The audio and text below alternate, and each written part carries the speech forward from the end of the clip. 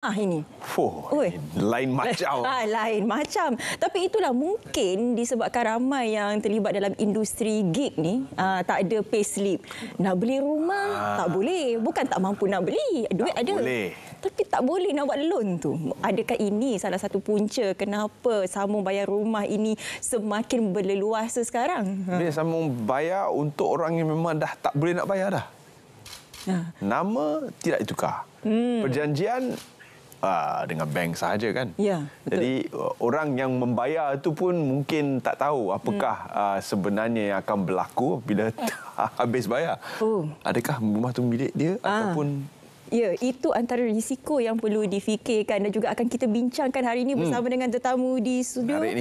Tuan Muhammad Zakwan Adnan, Peguam Hartanah Tertuan Asia dan Hisam Cawangan Banyan. Assalamualaikum. Selamat pagi. Waalaikumsalam.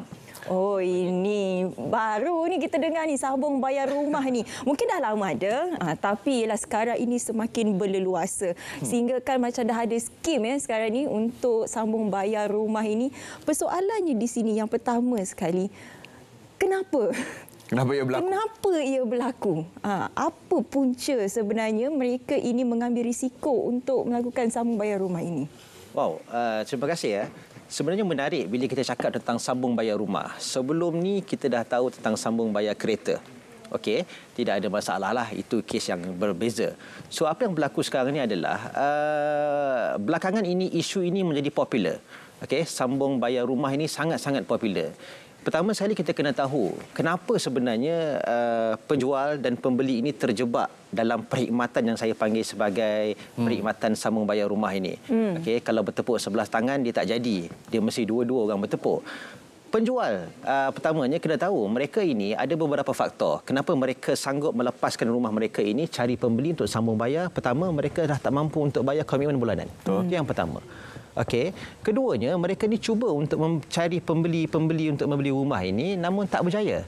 Okey, mungkin disebabkan oleh apabila mereka cek penyata tebus hutang mereka yang terkini, kadar hutang mereka lebih tinggi daripada transacted value yang mereka hendak jual. So buat apa saya jual rumah sedangkan saya perlu top up bayaran? So jalan mudah adalah mencari pembeli yang sanggup untuk sambung bayar. Okey. Di pihak pembeli pula, mereka punya perspektif sedikit berbeza. Saya konsisten mengatakan bahawa sebenarnya secara majoritinya golongan M40 dan T20 yang banyak terjebak dengan perkhidmatan skim sambung bayar ini. M40 dan T20? M40 dan T20. Kenapa? Pertama sekali saya tunjukkan, mereka ini adalah golongan-golongan, contohnya mereka sudah mempunyai 3 biji rumah, 3 biji kereta. Tak nak declare lah. Tak nak declare. Mereka nak keinginan. Mungkin juga mereka ni declare sebenarnya, Terence. Tapi mereka punya keinginan untuk mempunyai satu rumah agam yang lain. Search apa semua, jumpa. Tapi tak boleh layak lagi untuk apply loan.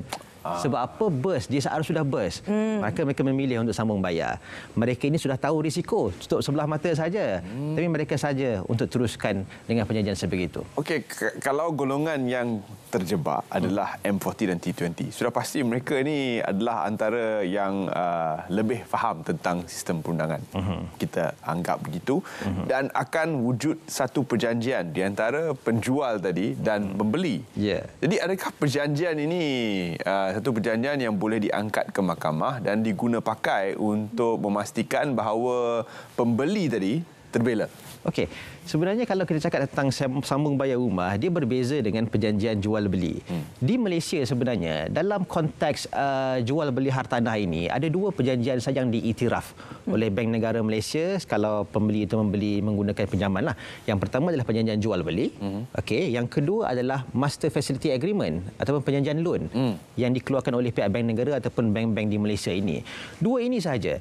So selain daripada itu, datang je perjanjian sambung bayar rumah dan sebagainya, ini tidak akan diiktiraf langsung oleh pihak Bank Negara Malaysia ataupun amalan praktis transaksi hartanah dekat Malaysia inilah. Okey, kenapa saya katakan demikian? Saya boleh bagi satu konklusi mudahlah. Perjanjian sambung bayar rumah ini adalah satu perjanjian tidak sah. Okey, Akta Kontrak 1950 jelas dia kata suatu perjanjian hanya diangkat sebagai satu kontrak sekiranya ia boleh dikuatkuasakan oleh undang-undang. Okey, cuba anda bayangkan dalam perjanjian ini anda seakan-akan memindahkan satu hutang peribadi kepada individu yang lain. Tidak ada istilah pemindahan hutang secara automatik di Malaysia ini antara individu ke individu. Kan? Hutang masih lagi ada. Anda minta pembeli lain sambung bayar hutang saya dekat pihak bank. Kan, untuk tempoh yang agak panjang, 15 tahun, 20 tahun. Kan, ini satu benda yang tidak masuk akal lah. Tempoh tersebut macam-macam perkara boleh berlaku. Risikonya cukup besar. Jadi bercakap mengenai risiko. Apa sebenarnya risiko kepada penjual itu dan juga kepada pembeli serta kepada ejen yang tak tahu sah ke tak sah yang menjual Tapi ini? sebelum menjawab tu, kita ingin buka talian kepada para penonton kita di rumah. Anda boleh hubungi 2282 9855 seperti yang tertera di kaca TV sekarang. Hubungi kami kalau anda ada maklumat untuk dikongsikan ataupun kalau anda kenal siapa-siapa yang terlibat dalam ini boleh dikatakan macam scam lah juga ni. Scam dan scam. Scam lah juga ni. Kalau ada pengalaman, sila kongsikan bersama kami. Jadi kepada yang berfikir untuk skim dan juga scam sambung bayar rumah ini, apa di antara risikonya? Okey, risikonya kalau dalam jual beli yang biasa, tempoh yang diambil itu very reasonable. 3 bulan ke 6 bulan. Itu tempoh masa yang okey lah. Okey, ada 3 risiko. Pertama, of course, kematian. Kan? Penjual meninggal, automatik harta itu akan dimasukkan dalam harta pusaka. So, tidak ada perjanjian jual beli dan sebagainya. Kalau dalam perjanjian jual beli, ada satu terma dalam perjanjian jual beli itu menunjukkan bahawa meninggal sahaja si penjual, dia akan bind dia punya next of kin. Okey, waris-waris dan sebagainya. So, maksudnya perjanjian tu, penjual itu mengakui ada pembeli rumah yang betul. Tapi dalam perjanjian sewa sambung bayar rumah ini, tidak ada perkara itu. So, waris boleh menuntut. You tidak membeli pun harta daripada ayah saya. You hanya sambung bayar hutang ayah saya saja. Okey, harta itu kekal milik waris-waris si mati. Yang kedua, isu kebankrapan. Okey, kadang-kadang orang kata, rumah yang masih lagi bercaga dengan bank, sebenarnya kalau pemilik itu bankrupt, rumah itu tidak akan diambil oleh insolvensi sebab masih lagi bercaga dengan bank. Okey, anda bayangkan kalau katakanlah rumah itu berharga 200,000, hutangnya masih lagi berada dalam kadar 100,000. Bankruptnya bukan disebabkan oleh hutang rumah ini. Bankruptnya disebabkan oleh saman mahkamah, kredit kad, hire purchase kereta yang tidak langsung diketahui oleh si pembayar rumah yang sambung bayar ini. Tiba-tiba sahaja diisytihar bankrupt, maka harta ini di bawah kelolaan insolvensi. Ketiga, yang paling dahsyat adalah bayangkan tempoh 15 tahun you sambung bayar itu, tiba-tiba pemilik ini buat refinancing rumah berkenaan. Jaga rumah berkenaan kepada pihak ketiga yang lain tanpa pengetahuan apa yang akan berlaku. Tiba-tiba saja dapat lelong punya notis, orang datang tuntut, jual kepada orang lain dan sebagainya. Ini risiko yang luar kotak yang perlu kita fikir. Anggap sewa je lah. Anggap sewa je lah. Okey, kita ada seorang pemanggil di talian, Encik Bahar daripada Kelantan. Assalamualaikum, selamat pagi. Waalaikumsalam. Ya, Encik Bahar. Silakan Encik Bahar untuk berkongsi pengalaman ataupun bertanya soalan. Ya, terima kasih. Saya daripada tadi lagi duduk monitor siaran langsung ni. Saya tertarik dengan kita jual rumah tu. Adakah hanya rumah saja ataupun kebun-kebun dan sebagainya yang berkaitan dengan kebun? Sedangkan kita buat perjanjian lawyer. Kita buat perjanjian lawyer dengan pembeli bahawa tanah tersebut kita jual kepada penama-penama dalam kalau berlaku apa-apa pun adalah tanggungjawab pembeli. Dah jual.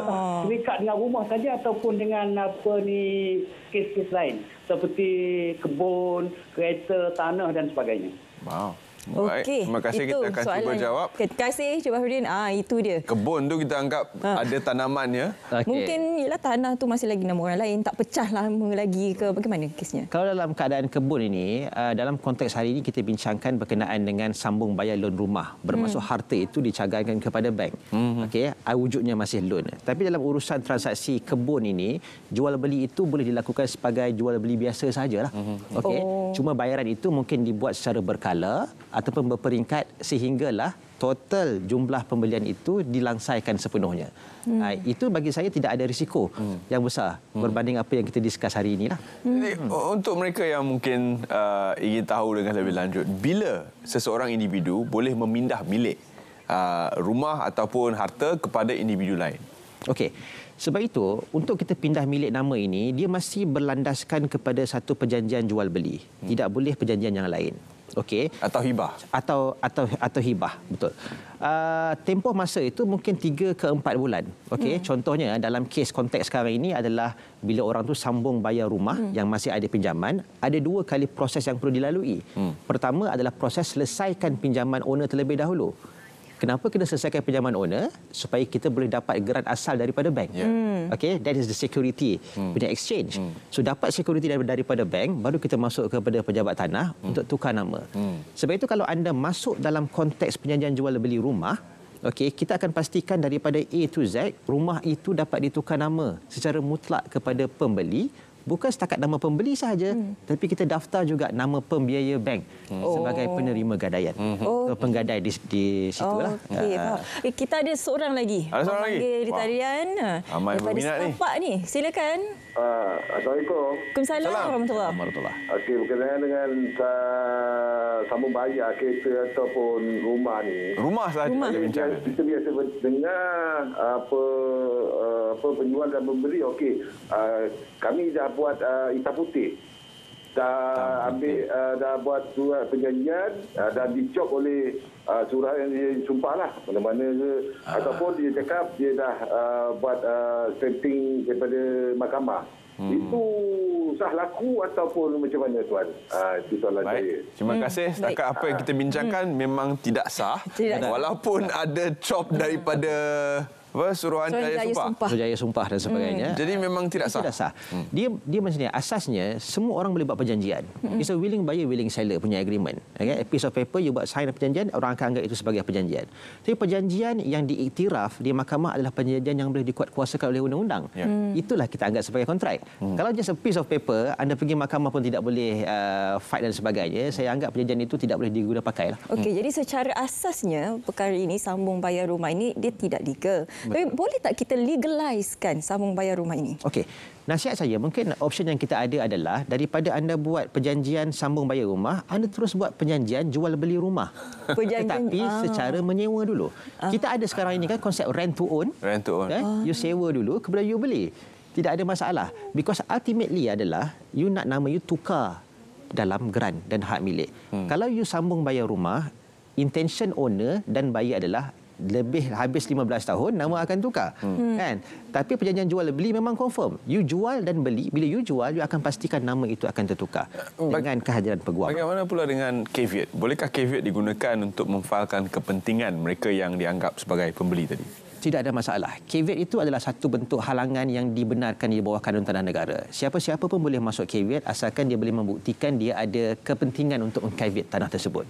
Dalam kes ini mungkin orang yang sambung bayar rumah itu buat yang sudah terjebak, okey, yang dah sign perjanjian, okey, tidak ada cara lain melainkan anda berjumpa balik dengan peguam anda ataupun anda masukkan caveat, okey, untuk anda halang owner ini daripada jual dan melakukan perkara-perkara yang tidak sepatutnya lah. Caveat pun 6 bulan saja atau 6 tahun. Mengikut kanun tanah negara 6 tahun. Okey, nampaknya topik kita memang hangat hari ini. Adakah ramai yang terjebak ke saya? Ada seorang lagi pemanggil. Ini panggilan terakhir yang kita akan terima pada masa. Cik Azmi, Assalamualaikum. Waalaikumsalam. Silakan Cik Azmi, soalan ataupun pandangan. Nak kata soalan pun soalan lah, nak kata pandangan pun pandangan lah. 2 dalam 1, silakan. Ni pasal sambung sewa Sambung bayar. Sambung bayar. Rumah. Rumah. Sekarang ni sepatutnya yang salah bukan pengguna. Sepatutnya yang salah bank. Bank. Pasal apa bank luluskan pinjaman? Okey. Wahai bank tahu undang-undang. Pengguna dia tak tahu. Sepatutnya bank lah bagi tahu cek sambung bayar tidak diluluskan. Sepatutnya tu kan senang. Maka apa dia luluskan pinjaman? Baik, terima kasih. Terima kasih Encik Azmi. Okey. Tapi saya rasa mungkin tak bolehlah salahkan bank sebab bank tak tahu Bank tak pun. ada kaitan. Tak tahu pun kewujudan agreement itu. Kita tak tahu. Ini belakang tabir punya Ini cerita belakang- kan. Bank luluskan pinjaman kepada penjual ataupun pembeli asal tadi. Cuma saya nak tambah sikit. Beside M40 dengan T20, golongan seterusnya adalah golongan yang saya kata B40. Mereka ini macam penjaja, gig ekonomi yang mereka ini sebenarnya punya keupayaan tunai yang tinggi. Tapi bila pergi dekat bank, mereka tak bankable. Ya. 10,000 sebulan income, net profit. Okey, tengok orang ada rumah dan ada kedai, mereka nak memiliki juga. Okey, maka mereka memilih untuk sambung bayar. Bila sambung bayar ini, modus operandi ini adalah kena bayar deposit juga. Oh. Kena bayar deposit. Bayar Saya juga. ingatkan Kena bayar deposit. Itu satu kelebihan. Tak payah bayar Bukan deposit. macam You kena sewa bayar. macam tu. Mungkin antara kalau vendor itu sendiri yang mencari adik-beradik ke, mungkin tak ada deposit lah. Tapi sekarang ni kita sudah ada operator yang mencari siapa yang nak sambung bayar rumah ini. Oh. So deposit diambil 15%, 5% kepada operator berkenaan, 10% kepada owner. Wow. Kan? Dalam keadaan kita tidak tahu hutang owner berapa banyak. Okey, keadaan-keadaan yang lain dan sebagainya. Ini yang menjadi risiko yang paling besar yang kita tidak nampak. Tapi juga mungkin ada pemilik rumah, dia mungkin dah tak mampu nak bayar, tapi dia risau sebab hutang masih ada di bank. Ada yang tak faham lagi bahawa dia rasa macam, okey, kalau ada hutang lagi dekat bank, tak boleh nak jual rumah. Adakah konsep itu betul? Sebenarnya ada hutang, tidak ada hutang, boleh jual rumah, tidak ada masalah. Cuma tengoklah seperti yang Tuan katakan tadi, sama ada apabila dijual kita kena top up lagi ke macam mana? Kalau kena top up lagi tu tak ada guna sebenarnya untuk menjual rumah pun. Betul juga. Tapi kepada yang terjebak, apakah langkah-langkah yang boleh mereka ambil untuk melindungi diri ataupun memastikan bahawa hasrat untuk memiliki rumah itu sampai? Selain daripada memfailkan caveat, apakah yang perlu mereka lakukan untuk mendapatkan sedikit perlindungan? Saya cadangkan jumpa peguam dan buat satu undang-undang yang lebih legal lah. Contohnya perjanjian jual beli. Kalau anda rasa anda sudah separuh jalan, anda tukar menjadi perjanjian sewa pun tidak ada masalah. Sekurang-kurangnya bila perjanjian sewa, benda itu legal dan diiktiraf di sudut undang-undang. Tapi yang lagi penting ialah kita kena semak juga ejen. Orang tengah tu. Sebab proses jual beli rumah ni jangan beli sembrono, orang kata kena semak terlebih dahulu. Betul. Nak semak tu, bagaimana untuk kita memastikan seseorang itu mempunyai lesen ataupun tidak. Itu pengetahuan paling asas sekali perlu kita faham. Okey, dalam keadaan sambung bayar loan rumah ni, sebenarnya rata-ratanya yang terlibat ini adalah bukan ejen hartanah. Mereka ni adalah satu entiti company yang lain. Company lain. Kalau ejen hartanah itu konsultan. Kita panggil sebagai konsultan. Domain elegan namanya konsultan. Ejen hartanah dia lebih selesa untuk menjual terus kerana itu income-nya di situ. Dan lesennya pun adalah di situ. Ada tertarik kepada Bovia dan sebagainya. Ini adalah pihak lain yang mengambil kesempatan atas kesempitan orang lah. Itu yang berlaku sekarang ini. Jadi harap semoga anda semua penonton Selamat Pagi Malaysia berjaga-jaga, berwaspada. Kalau ada sebarang soalan, boleh mereka rujuk kepada Tuan? Asiah dan Hisam, Facebook, dan juga saya punya Facebook sendirilah, Muhammad Zakwan Adenan. Jadi sila gunakan semua peluang untuk bertanya soalan dan dapatkan kepastian. Jangan bila dah kena baru nanti kena keluar daripada rumah. Salahkan bank, keluar rumah sehelai sembiang. Nak renovate rumah pun tak boleh. Kalau macam tu kan. Jadi banyak sebenarnya risiko. Sebetulnya risiko yang bakal anda tanggung. Jadi kalau boleh sewa je lah dulu ya, Terence, dalam situasi ekonomi sebegini. Betul. Terima kasih banyak-banyak kita nak ucapkan kepada Tuan Muhammad Zakwan Adenan, Peguam Hartanah Tetuan Asiah dan Hisam Cawangan Bangi. Terima kasih Tuan. Sama-sama. Wow. Menarik ya tadi? Hari ini menarik. Sebenarnya banyak lagi yang nak menghubungi kita. Tapi itu saja masa yang kita ada. Mungkin boleh terus saja menghubungi Tuan. Tapi kita selepas ini nak berehat seketika. Terence, kita pun nak tarik nafas. Takut juga sambung bayar rumah ni. Jadi